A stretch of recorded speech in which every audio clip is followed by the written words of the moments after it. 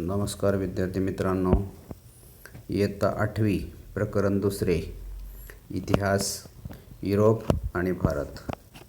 आधुनिक कालखंडामध्ये युरोपमध्ये घडणाऱ्या विविध घडामोडींचे पडसाद भारतात उमटत होते. त्यामुळे आधुनिक भारताच्या इतिहासाचा कालखंड अभ्यासताना आपल्याला या काळात युरोपात घडणाऱ्या घटनांचा अभ्यास करावा लागतो. प्रथमतः आपण पाहणार आहे ते म्हणजे प्रबोधन युग. आता प्रबोधन युग म्हणजे काय? युरोपीय इतिहासात मध्ययुगाचा अखेरचा टप्पा म्हणजेच इसवी सनाचे 13वे व 16वे शतक. याच 13व्या व 16व्या शतकाला प्रबोधन युग म्हणून ओळखले जाते. या कालखंडात प्रबोधन, धर्मसुधारणा चळवळ आणि भौगोलिक शोध या घटनांमुळे आधुनिक युगाचा पाया घातला गेला. म्हणूनच या काळाला प्रबोधन युग असे म्हणतात.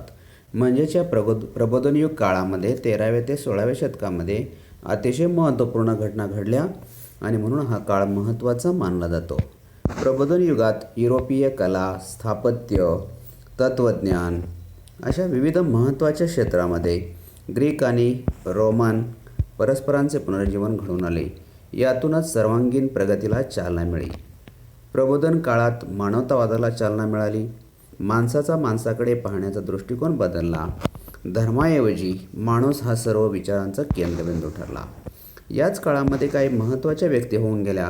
त्यातली पहिली व्यक्ती आहे लिओनार्दो द विंची. हे प्रबोधन काळात अतिशय महत्त्वाची मानली गेलेली व्यक्ती आपल्याला पाहायला मिळते. प्रबोधन काळातील अष्टपैलू व्यक्तिमत्व म्हणून त्यांच्याकडे पाहिलं जातं. अनेक शास्त्रे, कलामध्ये पारंगत होते. शिल्पकला, स्थापत्यकला, गणित, अभियांत्रिकी, संगीत, खगोलशास्त्र यासारख्या विविध विषयावर त्यांचे प्रभुत्व होते. म्हणजे या सर्व विषयामध्ये अतिशय तज्ज्ञ असे अभ्यासू हे व्यक्तिमत्व होते. परंतु तो चित्रकार म्हणून जगप्रसिद्ध ठरला. त्यांचे मोनालिसा हे चित्र अजरामर ठरले. मोनालिसा द लास्ट सपर या चित्राकृतीमुळे ते अजरामर ठरले, म्हणजेच खूप प्रसिद्ध झाले आणि आजही जगातील उत्कृष्ट चित्रकारापैकी ते एक जगप्रसिद्ध चित्रकार म्हणून मानले जातात. प्रबोधन चळवळीने मानवी जीवनाची सर्व क्षेत्रे व्यापून टाकली होती. ज्ञान, विज्ञान तसेच विविध कलांच्या क्षेत्रात आपणास प्रबोधन चळवळीचा आविष्कार पाहायला मिळतो. प्रबोधनकालीन कला व साहित्यामधून मानवी भावभावना आणि संवेदनांचे चित्रण होऊ लागले. लोकांना समजेल अशा प्रादेशिक भाषांमधून साहित्य निर्माण होऊ लागले. इसवी सन 1450च्या सुमारास जर्मनीच्या जोहान्स गुटेनबर्ग याने छपाई यंत्राचा शोध लावला. अतिशय महत्त्वाचा शोध हा याच काळामध्ये झालेला आपल्याला पाहायला मिळतो.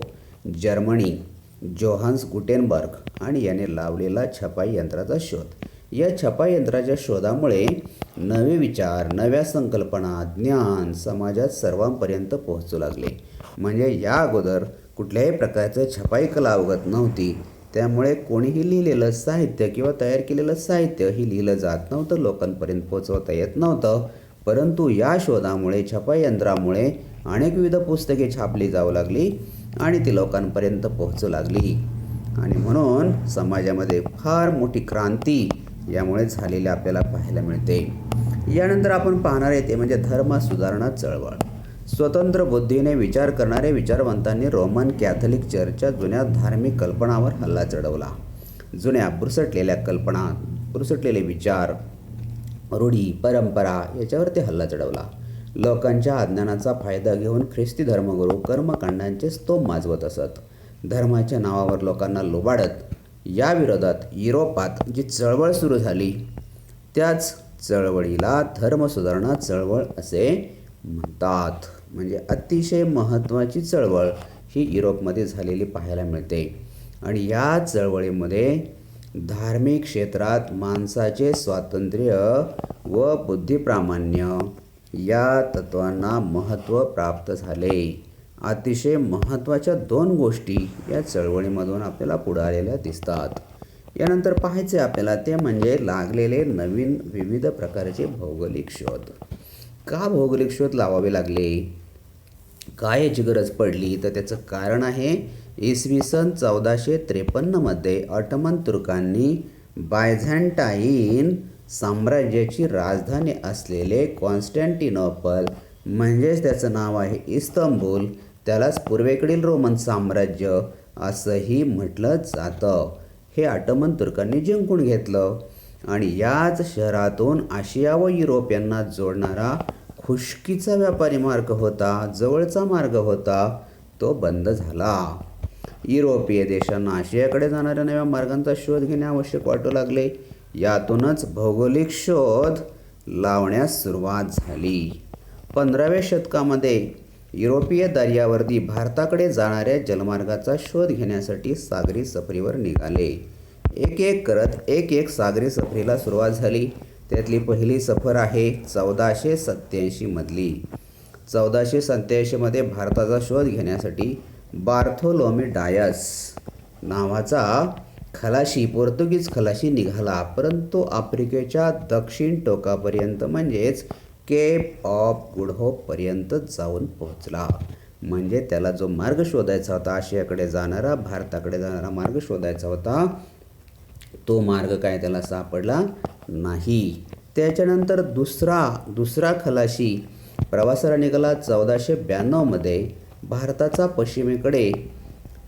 पश्चिमेकडे जाऊन शोध घेण्याच्या प्रयत्नात ख्रिस्तोफर कोलंबस हा अमेरिका खंडाच्या पूर्व किनाऱ्यावरती जाऊन पोहोचला.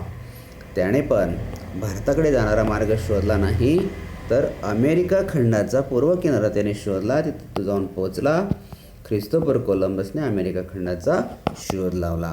त्याच्यानंतर 1498मध्ये पोर्तुगीज खलाशी वास्को द गामा हा आफ्रिकेच्या दक्षिण टोकाला वळसा घालून भारताच्या पश्चिम किनाऱ्यावरील कालिकत नावाच्या बंदरामध्ये येऊन पोहोचला आणि भारताकडे जाणारा, युरोपमधून भारताकडे जाणारा, आशिया खंडाकडे जाणारा मार्ग त्याने शोधून काढला. अतिशय महत्त्वाचा शोध हा वास्को द गामा यांनी लावलेला होता आणि म्हणूनच आज इंग्रज त्यानंतर आपल्या भारतामध्ये आले, डच आले, पोर्तुगीज आले, फ्रेंच आले, याला कारणीभूत आहे. भारताकडे येणारा मार्ग शोधून काढला आणि त्यातूनच पुढं आपल्याकडे पारतंत्र्यामध्ये भारत आपला गेलेला पाहायला मिळतो. यानंतर आपल्याला पाहायचं आहे ते म्हणजे युरोपातील वैचारिक क्रांती. प्रबोधन काळात झालेल्या बदलामुळे युरोपची मध्ययुगाकडून आधुनिक युगाकडे वाटचाल सुरू झाली होती. याच काळात युरोपमध्ये वैचारिक क्रांती घडून आली होती.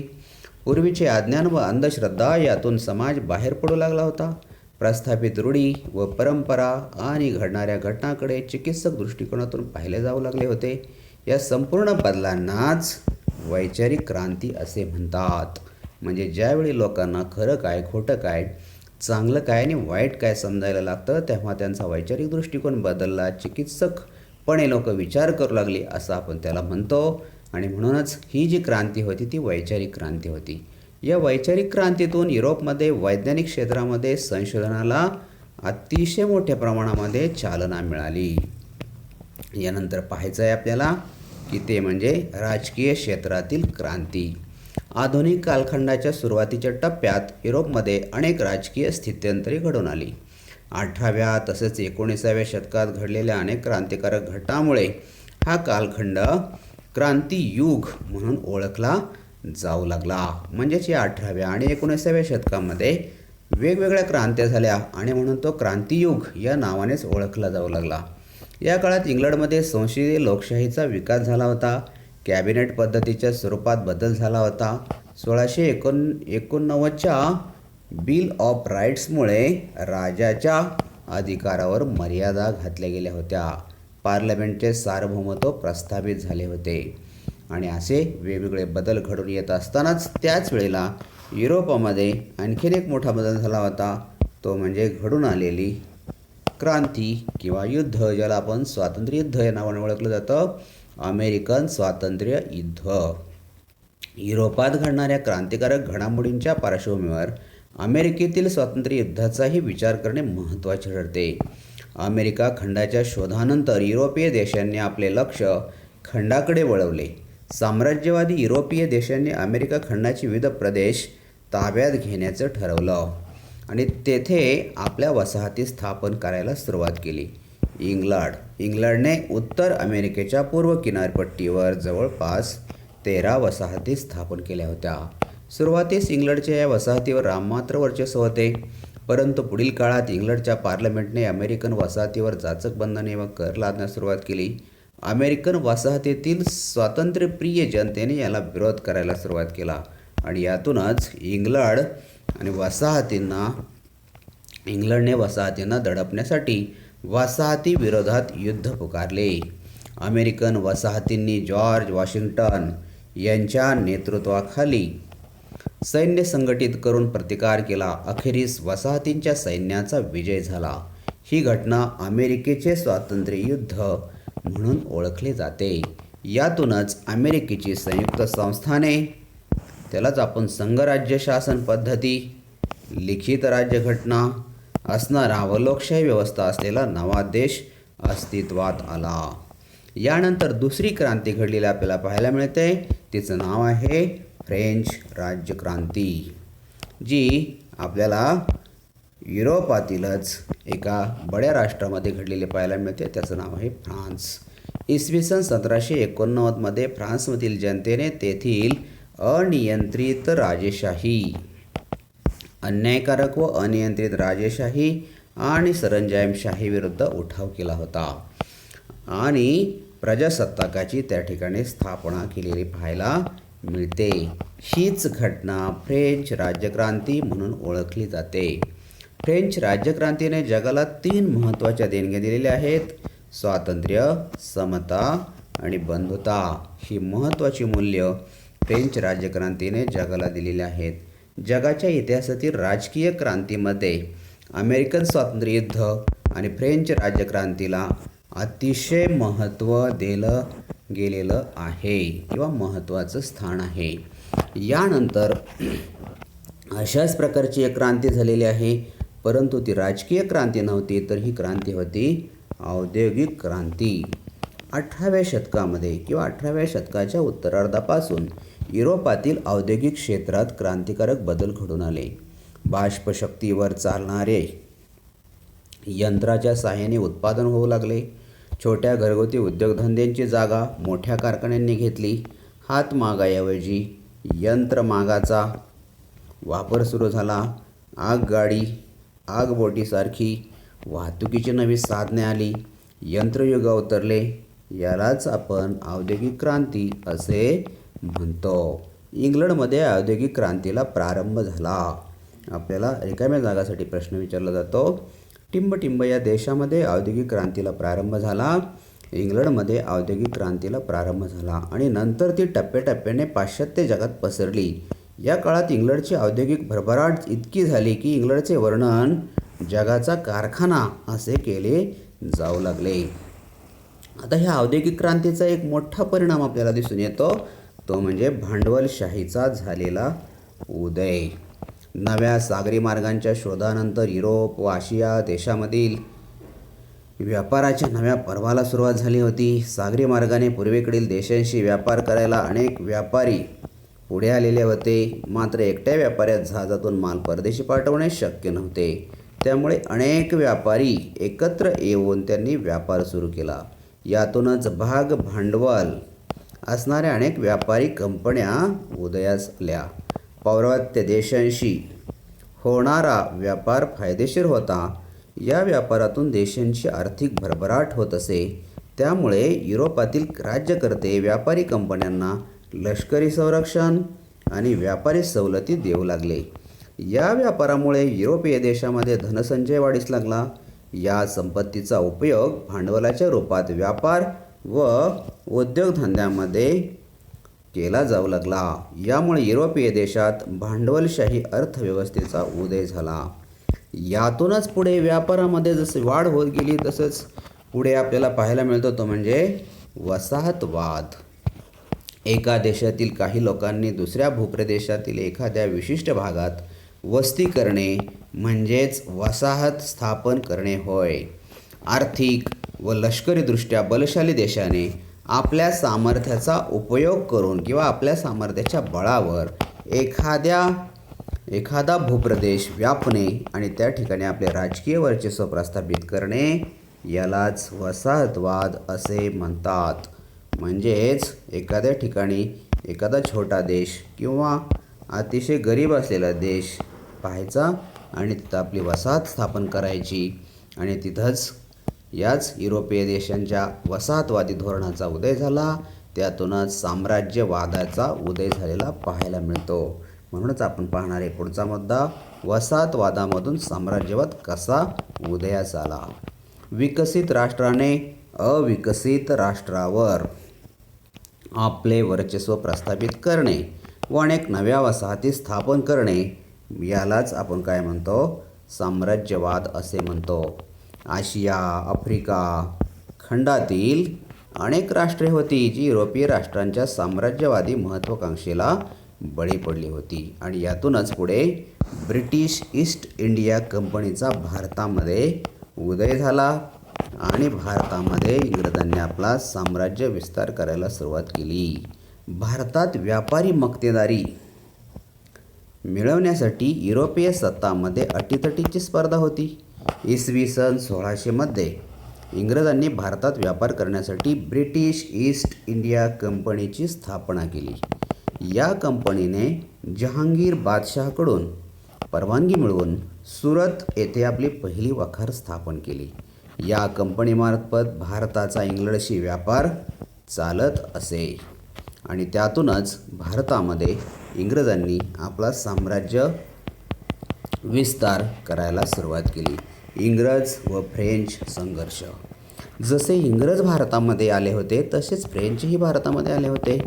भारतामध्ये जास्तीत जास्त व्यापार आपल्याला मिळावा, भारतामध्ये जास्तीत जास्त वसाहत्या आपल्याला मिळाव्यात आणि आपला साम्राज्य विस्तार व्हावा अशी महत्त्वाकांक्षा इंग्रजांना होती, तशीच फ्रेंचांना होती आणि म्हणूनच भारतातील व्यापारी स्पर्धेमध्ये इंग्रज आणि फ्रेंच एकमेकांचे प्रतिस्पर्धी बनले होते.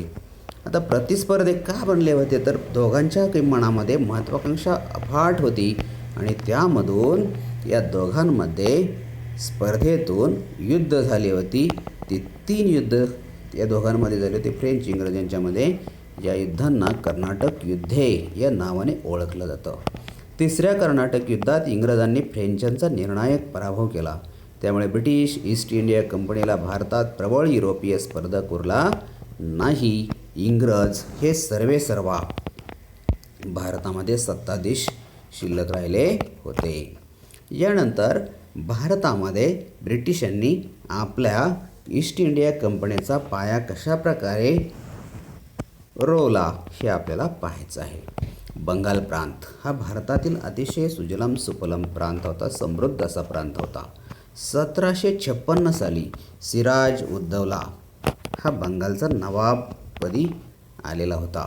ईस्ट इंडिया कंपनीचे अधिकारी मुघल बादशहाकडून बंगाल प्रांतात मिळालेल्या व्यापारी सवलतीचा गैरवापर करायला सुरुवात केली. इंग्रजांनी नवाबाची परवानगी न घेता कोलकाता येथील आपल्या वखारीभोवती तटबंदी उभारायला सुरुवात केली. त्यामुळे सिराज उद्दौलाने इंग्रजांवर चाल करून कोलकात्याची वखार काबीज केली आणि ते साहजिक होतं की कुठलीही परवानगी न घेता, नवाबाची परवानगी न घेता त्या ठिकाणी वखार स्थापन करणं, त्याला तटबंदी बांधणं हे त्या ठिकाणी सिराज उद्दौलाच्या दृष्टीने धोक्याचं होतं आणि म्हणून त्यांच्यावर कारवाई केली. इंग्रजांमध्ये असंतोष निर्माण झाला. रॉबर्ट क्लाईव्ह याने मुत्सद्देगिरीने नवाबाचा सेनापती मीर जाफर यास नवाब पदाचे आमिष दाखवून आपल्या बाजूने वळवले. 1757 मध्ये प्लासी या ठिकाणी नवाब सिराज उद्दौला व इंग्रज सैन्याची गाठ पडली. परंतु मीर जाफरच्या नेतृत्वाखाली नवाबाचे लष्कर युद्धात न उतरल्यामुळे सिराज उद्दौलाचा या युद्धामध्ये पराभव झाला. इंग्रजांच्या पाठिंब्याने मीर जाफर बंगालचा नवाब झाला आणि पुढे त्याने विरोध करताच त्याचा जावई मीर कासिम यास त्यांनी नवाब बनवले. मीर कासिमने इंग्रजांच्या बेकायदेशीर व्यापाराला आळा घालण्याचा प्रयत्न करताच त्यांनी पुन्हा मीर जाफर यास नवाबपद दिले. अशा पद्धतीने बंगालमध्ये इंग्रजांनी आपली सत्ता स्थापन केलेली होती. बंगालमधील इंग्रजांच्या कारवायांना लगाम घालण्यासाठी मीर कासिम अयोध्येचा नवाब शुजा उद्दौला आणि मुघल बादशहा शाह आलम यांनी इंग्रजाविरुद्ध एकत्र मोहीम काढली.